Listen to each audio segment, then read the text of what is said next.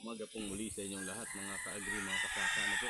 Tayo po ay nandito po sa Barangay Labo, Sitio Ubay. Ano po? Ubay to. Ubay to. At kung saan po ay atin pong binisita at atin pong makita ito pong programa ng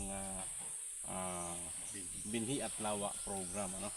Na kung saan po ay kapiling po natin itong si Kagawad Sisto Mumarang. Ano? Isa po sa ating pong elected ng ating pong sa Department of Agriculture na kung saan ay siya po ang namumuno ang siyang kumakatawan dito po sa grupo dito po sa Sitio Baydos. May interview din po kita kuya ay bigyan mo ako ng kaunting background patungkol po dito sa programa ng Binhi at Lawa program. So, kumbaga sir, sa umpisa, pinag-umpisahan ito. So, sir, ito ay itong Lawa Binhi program na ito. So, ito ay nag-umpisa sir, base rin sa pampu ng inano kami ng peso. At katuwang din po ang ating panang PSWD at MSWD. So, ganun din po, siyempre po sa ating minamahal at ginagalang na kagalang-galang Mayora Marisered. Ano po? So, sa programa ito isang Hindi naman magiging nito. sapat yung ng departamento niyan kung hindi sa pamamagitan ng ating po ng bayan Marisered Martinez. Then isa na rin po sir na hindi natin siyempre malilimutan, ano po, ay ang ating municipal agriculture. So isa rin po sila sa likod dito, ano po, ng ating programa ito sir. So ito sir, nag-start itong aming tanimang ito. Noong una sir, ay siyempre nag-orientation kami sa San Antonio, ang lahat ng tatlong barangay, Labo, Makulat at saka ang ito aming Labo. So kami po dito sa Labo ay meron po kaming 6 na grupo sir. 6 na grupo? Yes, so ito po, itong aming grupo, ito po ay group 1. Group 1 ito? Yes, Ubay 2, then ang Ubay 1 po ay merong 3 grupo, then ang Subdivision 2 ay meron pong 2 grupo. Kaya so total ay 6 po. Okay po. So tuloy ko sir, nag-umpisa itong orientation kami na magtanim itong ito, okra. So nag-land preparation po muna kami, naghanap po kami ng area. So dito po yung sabi ko naman at nakatiwangwang naman po ring aming sa lupa namin, hindi naman nagagamit. So inano ko sa amin na inopen ko dun sa aming grupo na dito naman kami magkaroon ng tanim itong okra. So nasimulan po namin ito is April 15. April 15 Yes. Nagsimula po kami noon. Land prep yun? Land preparation yun sir. Land prep. Then sinunod namin ayon sa orientation yung proseso, paano yung umpisa. So naglagay po kami ng seedling pan. Nagawa po kami sir. Punlaan. Nagano kami ng punlaan. Habang nagpupunla po yung iba natin, yung iba po naman namin ay dito nagbubungkal ng lupa. Nagpapaw-paw. Okay. Yes. After siguro sir no mga 1 week nang matapos namin na yan, matapos na namin i-cultivate, matanggal na po yung So ang pinagawa ko po dito, yun para po kako dahil madalian siya, kailangan natin yung lupa dahil hindi na siya mabibilad ng matagal, kailangan natin ma-steam. So ang pinagawa ko po diyan, pinalagyan ko po yan ng mga dahon ng niyog. Tapos po yung lahat ng damo na mga sariwa pa pinaibabaw ko yan. Para po sinindihan namin, then para po yung parang sterilize na. Ma-sterilize po natin yung panang lupa. So yun po. Then noon pong April 29, April 29, doon po kami naglipat sir tanim. Lipat tanim na. So may binigay po sa amin na bali sa Labo galing yung Binhi? Galing po yan sa Municipal Agriculture. Then meron din po yan sir na 5 sakong abono. Wow. So dinivide po namin yung 5 sakong abono sa 6 na grupo. So nagkaroon po kami ng 45 something na kilo na abono. Yes. Anong abono po yun? Organic siya sir. Organic. Organic. Siya. Kaya ito pong ating tanim na okra sir, walang wala po yan na chemical, wala pong pesticide na ini-spray diyan, wala po, natural po yan. Natural po yan, wala po kami ina-apply diyan. Yes, food safety at saka yung siyempre yung mga kain safety na. Yes, tama siya. So yun sir, yun yung nung nag-start kami na doon kami April 29 doon kami unang nagtanim until now na harvest naman na po ngayon.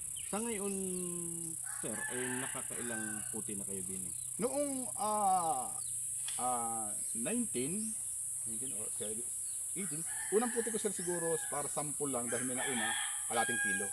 Okay. Then yung the second na harvest po namin ay 4 na kilo. Yung sinundan po niya ay 4 na kilo ulit. Okay. Then yung kahapon po, June 23, Okay. 3 and 3/4. Wow. Oo. Pero ibig sabihin ay saan po ninyo inadala itong Yung sa produkto kung nito? sa pagbenta sir nung aming mga naha-harvest. Opo. So dito rin lang naman sir pa halos sa paligid namin na bibenta namin ito. Pero dito pa lang ay halos kulang pa. Oh, wow. Kulang pa Ang po, maganda ano? naman at least Kulang pa po siya. bukod dun sa mga membro, inatangkilik ng mga taga rito. Yes. At least kung titingnan mo, marami sa 6 na grupo, ano? Then puro okra yung tanim, ano? So ito ay sabi mo ay parang cash crops. Yung Opo. pinakang main crops talaga niya ay yun pong paminta. Paminta po. Paminta. So, yung pong paminta ay lahat ay meron silang Yes sir, pinunla. bawat grupo.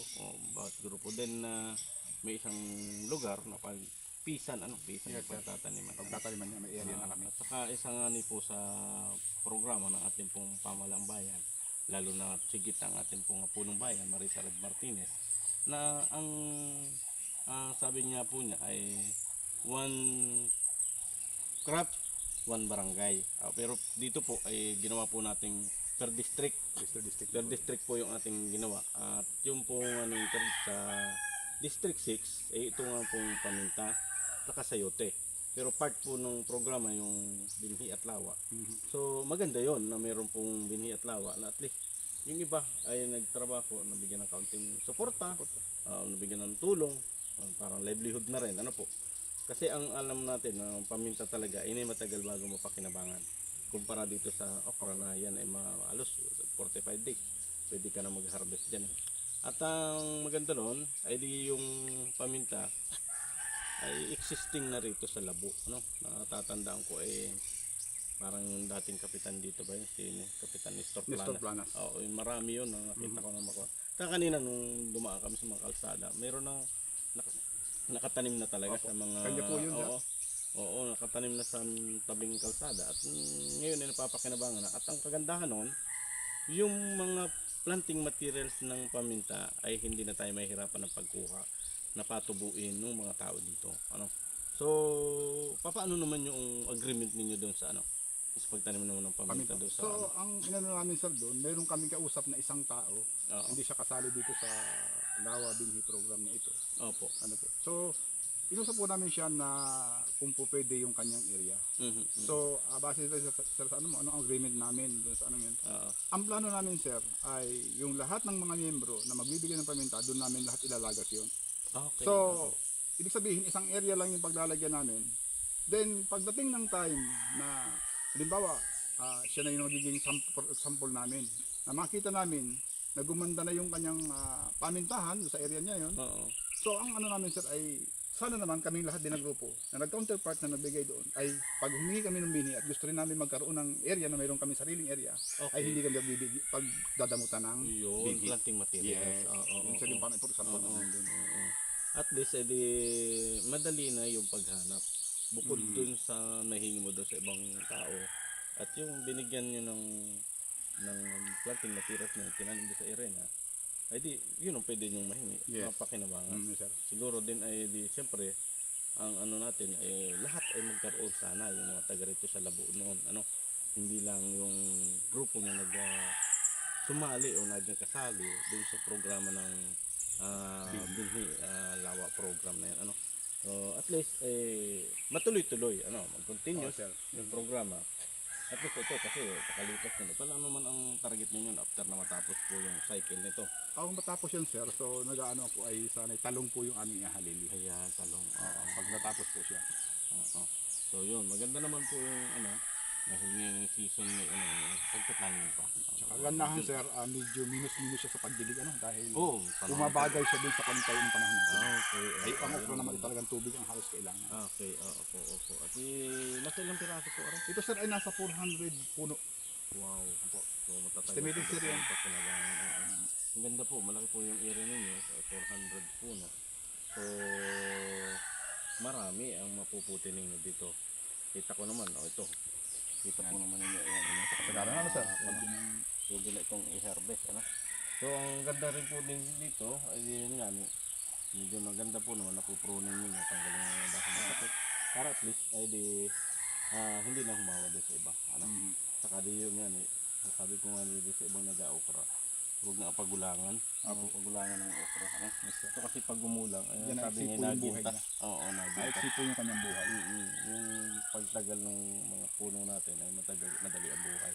So, yun lang po ay ilan sa mga update dito sa atin pong binhi at lawa program. Na ito nga po, kapiling natin si dating kagawad, gusto tumumarang na isa sa mga nag